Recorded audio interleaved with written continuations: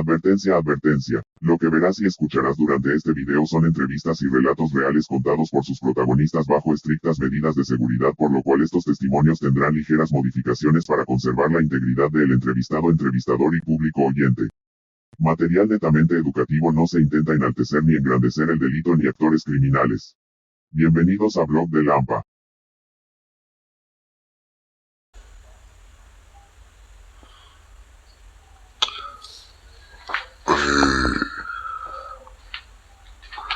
Tu pregunta fue cómo llegué a ser miembro o qué rol jugaba yo en la organización TDA.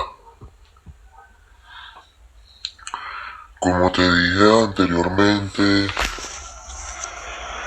yo comencé por un rol bajo y no tuve, obviamente nada. Esto no quiere decir que yo estuve involucrado en ningún tipo de omis, ¿sabes de lo que te hablo? Tampoco de ningún tipo de tráfico de sustancias. Por el momento nada ilícito porque como te dije yo tenía una... tenía que tener para yo sobrevivir tenía que estar bien ante las leyes, ante cualquier tipo de autoridad, ¿me entiendes? Yo no podía estar al margen de la ley porque me conocían, era una persona que, como te dije, tenía una tienda en un centro comercial en Maracay, tenía una tienda en un centro comercial de Valencia, una tienda de ropa, yo trabajaba cerca de la aduana de Puerto Cabello. Puerto Cabello es un sector del centro de Venezuela que tiene muchas aduanas, como el nombre lo dice, se llama Puerto Cabello. Ahí llega ahí llegan prácticamente todo lo que llega a Venezuela, vehículos, alimentos y por consecuencia contrabando, todo. Como te dije, yo era una persona profesional, graduada en comercio exterior y tenía mis contactos. Tenía unas tiendas allí en Valencia y básicamente yo lo que le hacía era favores cuando yo estaba fuera del país, que yo estaba en Aruba, en Panamá, en Estados Unidos, en México.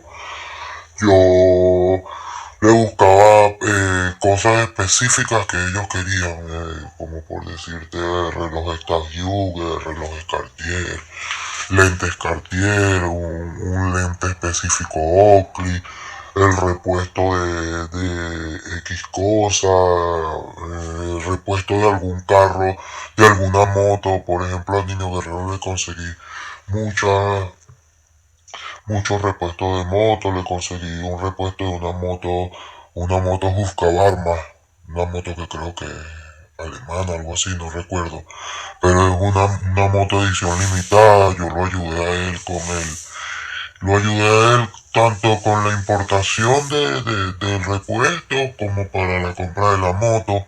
Obviamente yo me ganaba, obtenía una ganancia de eso.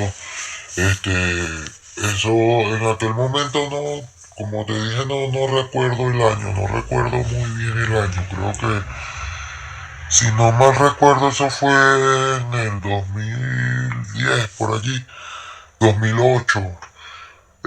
Eso no es como ahora que tú te metes en Temu, consigues cualquier proveedor chino, cualquier proveedor alemán, belga, que fabrique algún repuesto y tú te puedes poner en contacto directo con el vendedor. No, eso anteriormente, si tú no tenías un contacto en una aduana, tenías alguien que se desenvolviera en esos medios de importación de mercancías, no ibas a poder por lo menos darte ese lujo de tener una moto o algún tipo de vehículo en específico.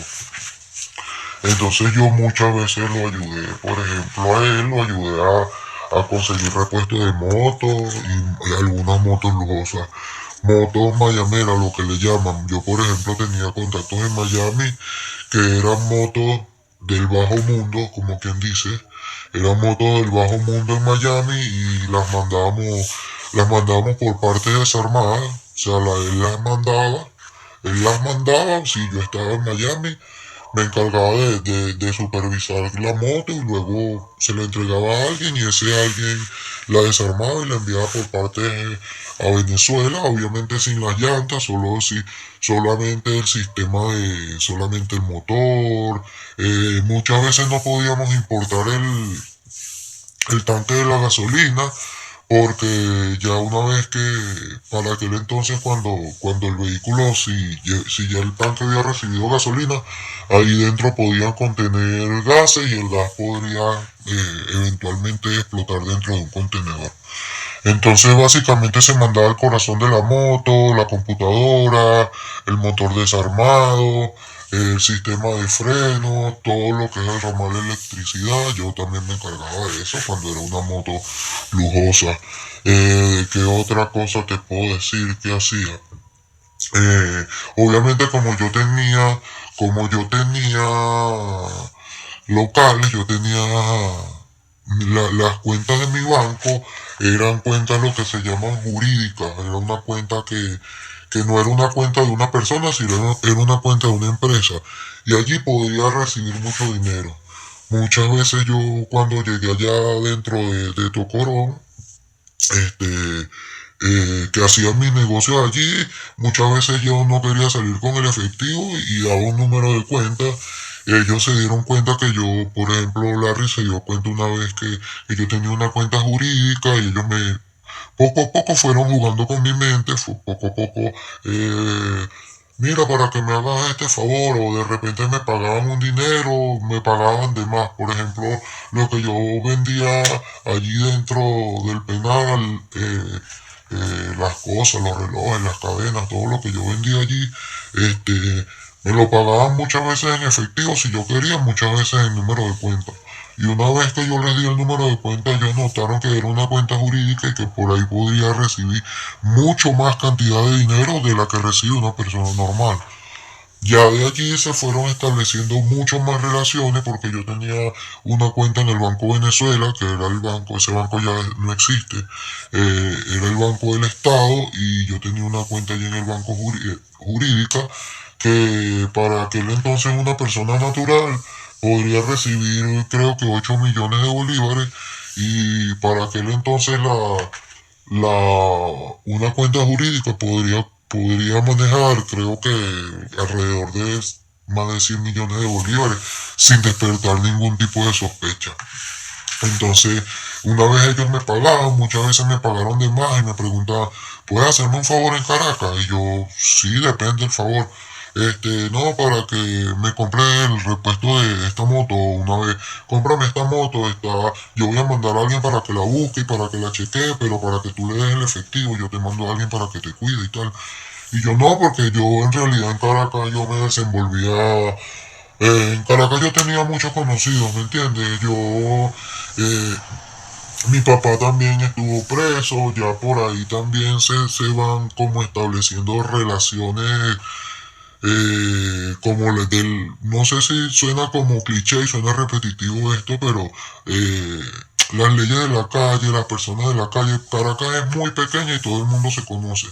Entonces ellos me dejaron a mí mucha plata así como confianza. Por ejemplo, de una vez me dejaban caer 50 millones en una cuenta y en aquel entonces 50 millones de bolívares era dinero.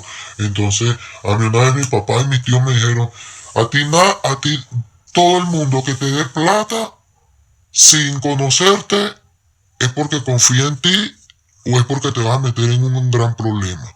Si te dan esa confianza, ten responsabilidad. Entonces, yo sabía que al tener esa plata era responsabilidad. Entonces, ellos dejaban la plata allí en mi cuenta, nunca me la pedían. Pasaban 2 días, mira, para que me haga el favor y compres este carro. Tienes esta persona, yo también conocía en el centro de Caracas. Caracas es muy pequeña. En Caracas todo el mundo se conoce. Entonces yo en el centro de Caracas conocía muchos gestores, personas que podían hacer traspaso de un vehículo rápido. Conocía personas de la antigua PTJ que me podían hacer una experticia a una moto rápido. Yo podía hacerte el traspaso y el trámite de un carro, de un perito, entre tránsito, PTJ y traspaso. Yo te lo podía hacer en un solo día Cosa que eso se tardaba, por ejemplo, a alguien normal haciendo su trámite normal, eso le podía tardar hasta 15 días. Yo te lo podía hacer en un día, máximo dos, ese trámite, el trámite de un traspaso de un carro, de un vehículo o una moto. Entonces ellos vieron en mí que yo tenía esa facilidad y me daban dinero, me daban confianza. Este, Muchas veces, exacto, el dinero caía en mi cuenta, yo le hacía favores a ellos, ellos vieron esa confianza en mí y ya yo tuve que ir constantemente a Tocorón. En ese tiempo la visita en Tocorón era los miércoles. La visita en Tocorón era los miércoles. Este, Porque si tú eras hombre tenías que visitar los miércoles, no era visita de fin de semana, incluso no te podías quedar nada. Yo empecé a ir constantemente los miércoles, en ese tiempo yo estaba haciendo las pasantías para la licenciatura en comercio internacional y se me dificultaba un poco, más sin embargo intentaba asistir todos los miércoles por, como te digo, por el tipo de negocio que hacía. Yo ingresaba allá y ¿qué te puedo decir? Me podía traer 40 millones de bolívares que al cambio para hoy en día, el año 2026, te podría decir yo que yo saldría con lo mínimo que saldría del penal de Tocorón. Yo podría salir en un día malo con $10.000. 10.000, $12.000. Un día malo en la ganancia y los negocios que yo hacía ahí todos los miércoles que yo iba. Luego cayó preso por cuestiones de la vida, cayó preso un familiar que no tenía nada que ver, que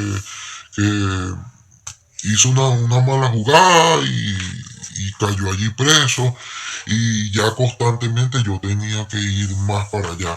Como te dije, una vez que yo ingresaba allá, ya era que yo llegaba, me daban una pistola, me daban una granada, este, y yo caminaba al penal, si me trasladaban en moto, yo no cargaba bolsa, yo no cargaba nada, yo sé lo que es un brujazo, sé lo que es una rutina, este, la otra pregunta que me dijiste, ¿cómo pasaba mis teléfonos y cómo pasaba esas cosas? Este, al principio, afuera había una persona, del penal había una persona, afuera del penal de Tocorón, afuera allí prácticamente que al lado, a 50 metros, está un barrio que se llama Tocorón. Allí cuando yo llegaba en mi carro, si llegaba en carro, si no llegaba en taxi, yo llegaba en mi carro y le dejaba las llaves y dejaba mi teléfono, algunas cosas que yo no pudiera pasar, dependiendo, eso era dependiendo del tipo de guardia. Por ejemplo, cuando la guardia estaba tomada, yo podía pasar con todo lo que yo tenía y ya decía, mira, va a pasar fulanito, y ya yo pasaba de una vez, no, ni siquiera me revisaban. Obviamente yo no pasaba con un bolso, nada. Yo pasaba que sí, con un maletín, con mi laptop y cosas así, un reloj. Yo no, nunca llevaba así nada, nada pesado, ningún maletín pesado. Pero a veces que la guardia no estaba tomada, cuando llegaba le dejaba las llaves del carro a alguien afuera del penal de Tocorón. Había muchos puestos de buhoneros, como, no sé cómo se dice eso en otros países.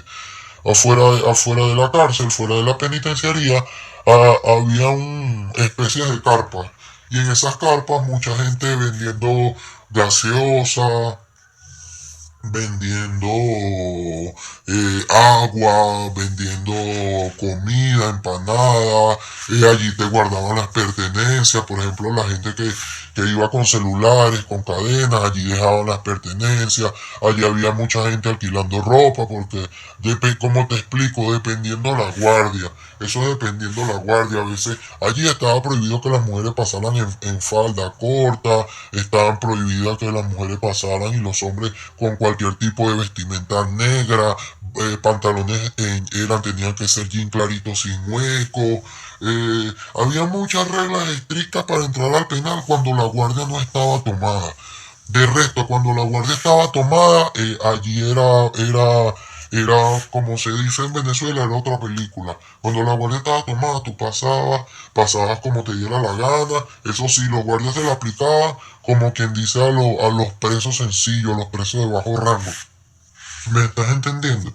Entonces, por ejemplo, yo llegaba fuera del penal, cuando la guardia no estaba tomada, yo dejaba las llaves del carro, dejaba todo ahí, dejaba mis teléfonos celulares, se las dejaba a alguien allí encargado afuera del penal, afuera de la penitenciaria, le dejaba las llaves del carro y mis pertenencias, y yo ingresaba, y luego por la noche yo pasaba al cuarto del guerrero y me daban mis cosas, me daban mis dos celulares, mi cadena, lo que yo tuviera.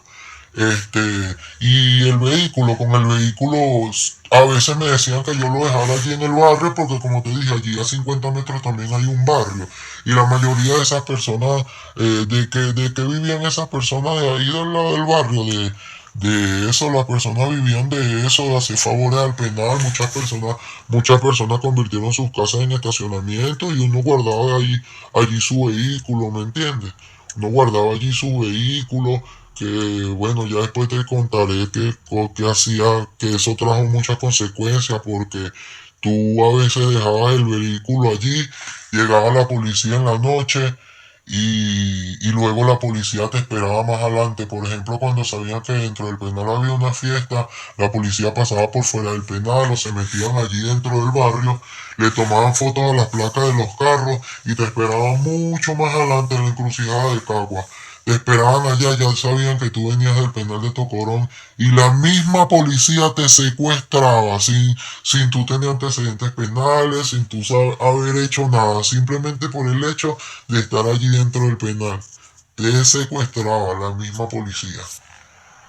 Es necesario que te suscribas y le dé like para que puedas seguir escuchando contenido similar 100% empírico, orgánico y directo del protagonista a tus oídos. Gracias. Esto fue todo por hoy. Blog de Lampa.